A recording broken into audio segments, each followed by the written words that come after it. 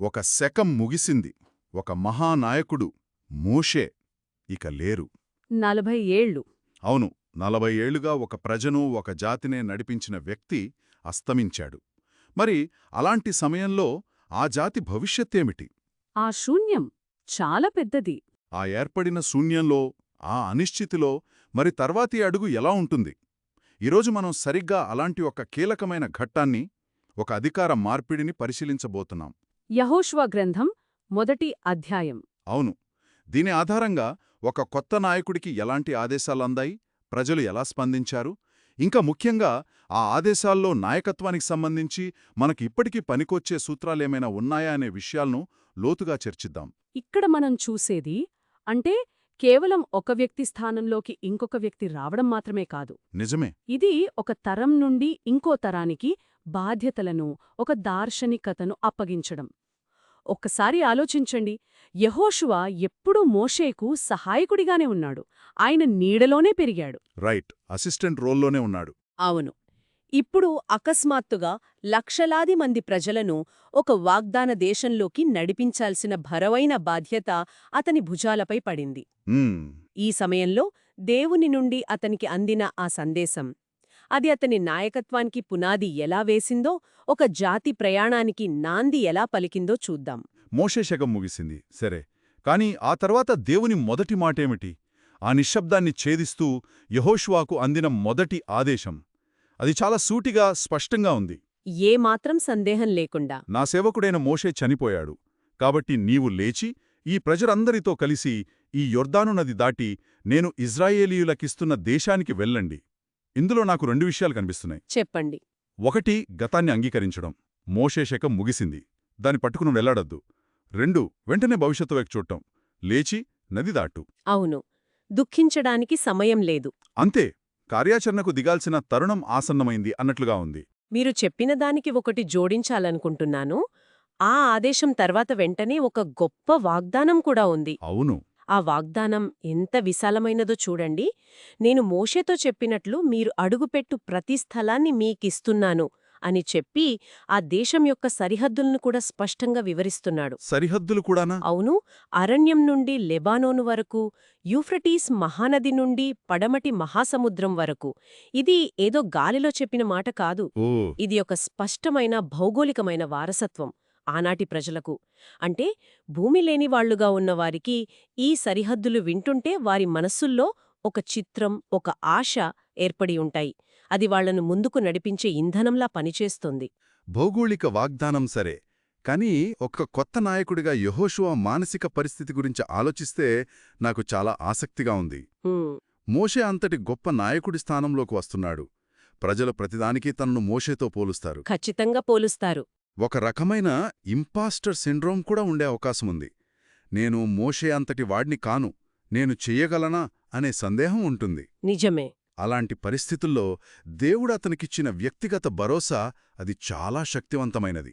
నీవు బ్రతికున్నంతకాలం ఏ మనిషి నీ ఎదుట నిలవలేడు. నేను మోషేకు తోడైయున్నట్లు నీకు కూడా తోడైయుంటాను. నిన్ను విడువను, నిన్ను ఎడబాయను. ఈ మాట యెహోషువకు ఎంత ధైర్యాన్నిచ్చుంటుంది? ఖచ్చితంగా. ఇది కేవలం ధైర్యం ఇవ్వడమే కాదు, ఇది వారసత్వాన్ని ధృవీకరించడం. వారసత్వాన్ని? అవును, నాయకుడు మారాడు, కాని నా మద్దతు మారలేదు అని చెప్పడం. యెహోషువ బలం అతని స్వంత ప్రతిభ నుండో అనుభవం నుండో రాదు. అతనికి తోడుగా ఉండే శక్తి నుండి వస్తుంది. కరెక్ట్, అక్కడే పునాది వేయబడింది. నిన్ను విడువను, నిన్ను ఎడబాయను అనే మాటలు రాబోయే కష్టమైన యుద్ధాలు, రాజకీయ సవాళ్లన్నింటిలోనూ అతనికి ఒక మానసిక స్థైర్యాన్నిచ్చే ఇంధనంలా పనిచేస్తాయి. ఇది నాయకత్వ మార్పిడిలో చాలా కీలకమైన అంశం. అవును, కొత్త నాయకుడికి అధికారాన్ని మాత్రమే కాదు, ఆ అధికారం వెనుకున్న మద్దతును కూడా స్పష్టంగా బదిలీ చేయడం. ఈ వాగ్దానాలు, ఈ భరోసా వింటుంటే అన్నీ సులభంగానే జరిగిపోతాయని అనిపిస్తుంది. కానీ అక్కడే ఒక మెలుకు ఉంది కదా? అవును, ఉంది. ఇవన్నీ బేషరతుగా రాలేదు. యెహోషువాను పదే పదే ఈ అధ్యాయంలో 3 సార్లు నిబ్బరంగా, ధైర్యంగా ఉండు అని ప్రోత్సహించినా ఆ ధైర్యం దేంతో ముడిపడి ఉంది? అది కేవలం భావోద్వేగపూరితమైన ధైర్యమా, లేక దానికేదైనా ఆధారముందా? చాలా మంచి ప్రశ్న. ఆ ధైర్యం గుడ్డిది కాదు. అది మోషే ద్వారా ఇవ్వబడిన ధర్మశాస్త్రంతో ముడిపడి ఉంది. ఓకే. ఇక్కడ ఆదేశాలు చాలా నిర్దిష్టంగా ఉన్నాయి. నా సేవకుడైన మోషే నీకు ఆజ్ఞాపించిన ధర్మశాస్త్రమంతటి ప్రకారం చెయ్యాలి. నువ్వు దాని నుండి కుడికిగాని ఎడమకిగాని తొలగకూడదు. ఇది కేవలం ఒక మతపరమైన ఆదేశం కాదు. ఇది నాయకత్వానికి ఒక సార్వత్రిక సూత్రం. ఏ నాయకుడైనా, ఏ సంస్థలోనైనా వాళ్ల విజయమనేది వాళ్ల కోర్ ప్రిన్సిపల్స్ లేదా కంపెనీ రాజ్యాంగానికి ఎంత కట్టుబడి ఉన్నారు అనే దానిపై ఆధారపడి ఉంటుంది. నిజమే. ఇక్కడ ధర్మశాస్త్రం అనేది యెహోషువకు, ఇజ్రాయేలీ జాతికి అలాంటి ఒక మార్గదర్శక పత్రం, ధైర్యం అంటే. నిర్దేశించిన మార్గం నుండి పక్కకు తొలగకుండా ఉండటమే. అంటే ఆ మార్గమే ధర్మశాస్త్రం. అంతేకాదు, ఆ ధర్మశాస్త్రాన్ని ఎలా అనుసరించాలో కూడా వివరిస్తున్నారు. ఈ ధర్మశాస్త్ర గ్రంథాన్ని నువ్వు బోధించకుండా ఉండకూడదు. దివారాత్రము దానిని ధ్యానిస్తే నీ మార్గాన్ని వర్ధిల్లజేసుకుని చక్కగా ప్రవర్తిస్తావు. అవును. ఇక్కడ ధ్యానించటం అనే పదం నాకు చాలా ఆసక్తిగా అనిపిస్తుంది. అంటే కేవలం చదవడం మాత్రమేనా? మీరు చాలా ముఖ్యమైన పాయింట్లేమనెత్తారు. ఇక్కడ ధ్యానించడం అంటే మనమనుకునేలా నిశ్శబ్దంగా కూర్చొని ఆలోచించడం కాదు. మరి ఆ హీబ్రూ పదం యొక్క అసల అర్థం నెమరువేయడం లేదా గట్టిగా చదువుకోవడం. పశువులు ఆహారాన్ని ఎలా నెమరువేస్తాయో అలా ఆ మాటలను పదే పదే మనసులో నోటితో అనుకోవడం. ఓ అలాగా. అవును. ఇది వారి ఆలోచనా విధానాన్ని పూర్తిగా మార్చే ఒక ప్రక్రియ. అంటే ఆ సూత్రాలు వారి నరనరాల్లో జీర్ణించుకుపోవాలి. ఇది కేవలం చట్టాన్ని పాటించటం మాత్రమే కాదు. దానిని లోతుగా అర్థం చేసుకోవడం, దాన్ని జీవన విధానంగా మార్చుకోవడం. అంతే. నాయకుడి అంతరంగమే జాతి భవిష్యత్తును నిర్దేశిస్తుంది అనే బలమైన సూచన ఇక్కడ కనిపిస్తోంది. దేవుని నుండి ఈ ఆదేశాలు, వాగ్దానాలు, షరతులు అందుకున్న తర్వాత యెహోషువ స్పందన కూడా అంతే వేగంగా ఉంది. అతను ఏమాత్రం ఆలస్యం చేయలేదు. వెంటనే రంగంలోకి దిగాడు. అవును. వెంటనే ప్రజల నాయకులను పిలిచి తన మొదటి ఆజ్ఞలను జారీ చేశాడు. ఇది అతని నాయకత్వ లక్షణాన్ని చూపిస్తుంది. అతని మొదటి ఆజ్ఞలు చాలా ప్రాక్టికల్గా ఉన్నాయి. అవేమిటి? అతని మొదటి ఆజ్ఞలు చాలా ఆచరణాత్మకంగా, ఎలాంటి ఆర్భాటాలకు పోకుండా సూటిగా ఉన్నాయి. ఆహారాన్ని సిద్ధం చేసుకోండి. 3 రోజుల్లో మీరు ఈ యొర్దాను దాటాలి. 3 రోజుల్లో? ఇది చిన్న ఆజ్ఞగా అనిపించవచ్చుగాని దీనిలో లోతైన అర్థముంది. 1, ఇది అతను దైవిక ఆదేశాన్ని నమ్మాడని, దాన్ని వెంటనే కార్యాచరణకు దింపాడని చూపిస్తుంది. 2, 3 రోజులు అని చెప్పడం ద్వారా ప్రజలకు మానసికంగా, భౌతికంగా సిద్ధపడటానికి సమయమిస్తున్నాడు. ఈ మాటలతో కథ దైవిక వాగ్దానం నుండి మానవ కార్యాచరణ వైపు మళ్లుతుంది. సిద్ధాంతం నుండి ఆచరణలోకి. కరెక్ట్. అడుగుపెట్టింది. ఆ తర్వాత అతను రూబేనీయులు, గాదీయులు ఇంకా మనష్య అర్ధగోత్రపు వారిని ప్రత్యేకంగా పిలిచి మాట్లాడాడు. ఇక్కడే నాకొక ప్రశ్న వస్తోంది. అడుగండి. ఒక కొత్త నాయకుడిగా అందరినీ సమానంగా చూడాల్సిన సమయంలో మొదటి రోజే ఇలా కొన్ని గోత్రాలను ప్రత్యేకంగా పిలవడం ఒక రకమైన రాజకీయ తప్పిదం కాదా? అది మిగిలిన వారిలో అనుమానాలను రేకెత్తించదా? మంచి ప్రశ్న. ఏంటి, వీరికేదో ప్రత్యేక ప్రాధాన్యత ఇస్తున్నాడా అని అనుకోరా? ఇది అద్భుతమైన ప్రశ్న. పైకి చూస్తే అది రాజకీయ తప్పిదంలాగే అనిపిస్తుంది. కాని లోతుగా చూస్తే ఇది అతని నాయకత్వానికి మొదటి అతిపెద్ద పరీక్ష. ఎలా? ఎందుకంటే ఈ గోత్రాల వారికి అప్పటికే యొర్దాను నదికి తూర్పు వైపున మోషే ద్వారా భూమి ఇవ్వబడింది. వారు తమ కుటుంబాలను, ఆస్తులను అక్కడ స్థిరపర్చుకున్నారు. ఓకే, వాళ్ళు సెటిల్ అయిపోయారు. అవును. ఆ రోజుల్లో గిరిజన విధేయత అంటే ట్రైబల్ లాయల్టీ అనేది జాతీయ ఐక్యత కంటే చాలా బలంగా ఉండేది. తమ గోత్రం, తమ భూమి, తమ కుటుంబం అదే వారి ప్రపంచం. నిజమే. అలాంటి నేపథ్యంలో యొర్దాను దాటి వేరే గోత్రాల కోసం యుద్ధం చేయడం అనేది ఊహించడానికే కష్టమైన త్యాగం. వాళ్లు సులభంగా మా పని అయిపోయింది, మేమిక్కడే ఉంటాము అని చెప్పవచ్చు. మరి యెహోషువ వాళ్లను ఎలా ఒప్పించాడు? అతను వాళ్ళని ఒప్పించగలననే నమ్మకంతో ఉన్నాడా, లేక ఇదొక పెద్ద రిస్క్ తీసుకున్నాడా? చాలా పెద్ద రిస్క్. ఒకవేళ ఆ గోత్రాలు లేదు మేం రాము అని చెప్పి ఉంటే అతని నాయకత్వం మొదటి రోజునే కుప్పకూలిపోయేది కదా? మీరు చెప్పింది నిజం. అది చాలా పెద్ద రిస్క్. కాని యెహోషువ ఇక్కడ అధికారాన్ని వాడలేదు, బాధ్యతను గుర్తుచేశాడు. బాధ్యతను? మోషేకు వారు చేసిన ప్రమాణాన్ని గుర్తుచేశాడు. ఆ ప్రమాణం ప్రకారం వారిలో యుద్ధశూరులందరూ ఆయుధాలు ధరించి తమ సహోదరులకు ముందుగా నది దాటి వాళ్ళు ముందే వెళ్ళాలి. అవును. మిగిలిన ఇశ్రాయేలీలు తమ వాటాను పొందే వరకు వారికి సహాయం చెయ్యాలి. అందరి పని పూర్తయ్యాకే వారు తమ స్వంత ప్రాంతాలకు తిరిగి వెళ్ళాలి. యెహోషువ ఈ విషయాన్ని గుర్తు చెయ్యడం ద్వారా గిరిజన ప్రయోజనాల కంటే జాతీయ ఐక్యతకు, సామూహిక బాధ్యతకు ప్రాధాన్యత ఇవ్వాలని నొక్కి చెబుతున్నాడు. అతనొక గిరిజన నాయకుడి నుండి ఒక జాతి నిర్మాతగా ఎదుగుతున్న క్షణమిది. అతను వాళ్ళని బలవంతం చేయలేదు. చేయలేదు.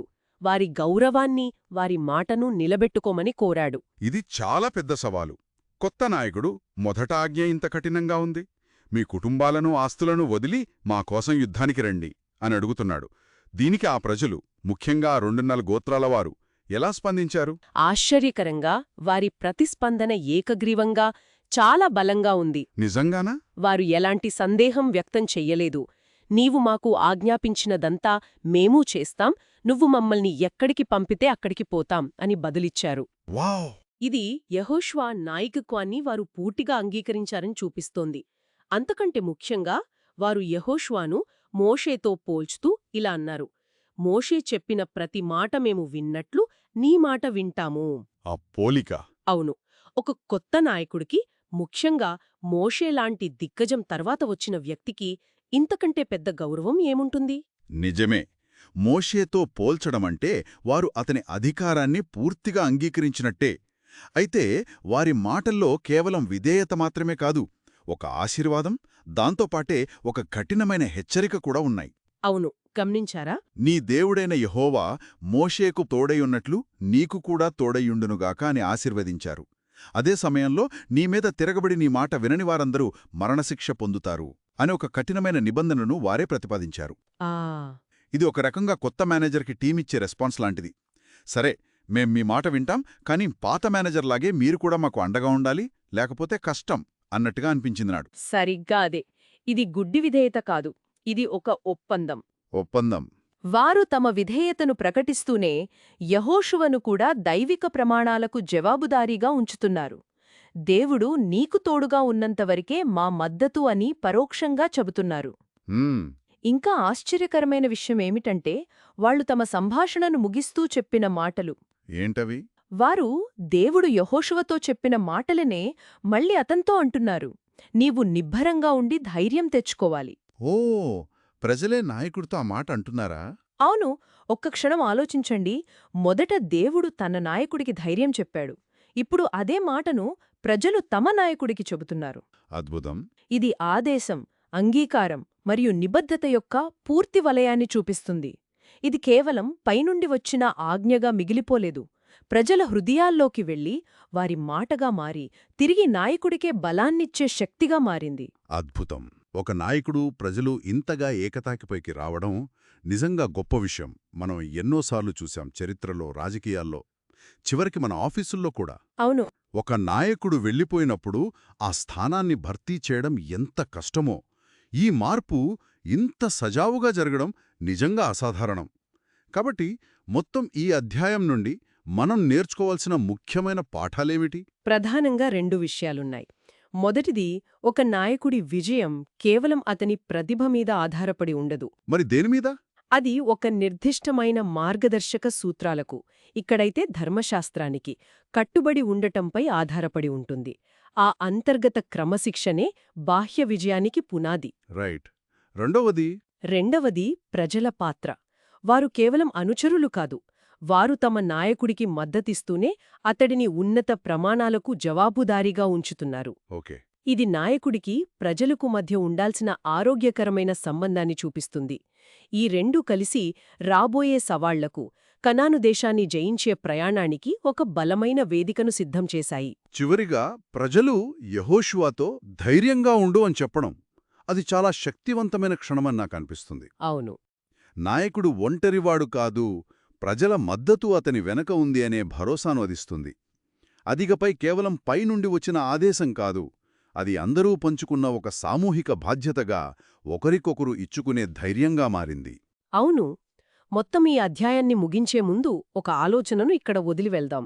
చెప్పండి. ఒక జాతి యొక్క భవిష్యత్తు, వారి సైనిక విజయం, వారి వారసత్వం, వీటన్నింటికీ వేసిన ప్రణాళిక మొత్తం ఆ నాయకుడు ప్రతిరోజూ ఒక ఆధ్యాత్మిక, చట్టపరమైన గ్రంథాన్ని వ్యక్తిగతంగా ధ్యానించడంపై, అంటే దాని తనలో జీర్ణించుకోవడంపై ఆధారపడి ఉంది. ఇది ఏ నాయకుడికైనా, ఏ బాధ్యతాయుతమైన పదవిలో ఉన్నవారికైనా ఒక ప్రశ్నను లేవనెత్తుతుంది.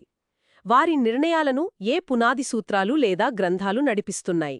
అది వారి కంపెనీ మిషన్ స్టేట్మెంట్ కావచ్చు, దేశ రాజ్యాంగం కావచ్చు, లేదా వారి వ్యక్తిగత నైతిక విలువలైనా కావచ్చు. ఆ అంతర్గత క్రమశిక్షణ బాహ్య చర్యగా మరియు విజయంగా ఎలా మారుతుంది? అవును, దీని గురించి ఆలోచించాలి.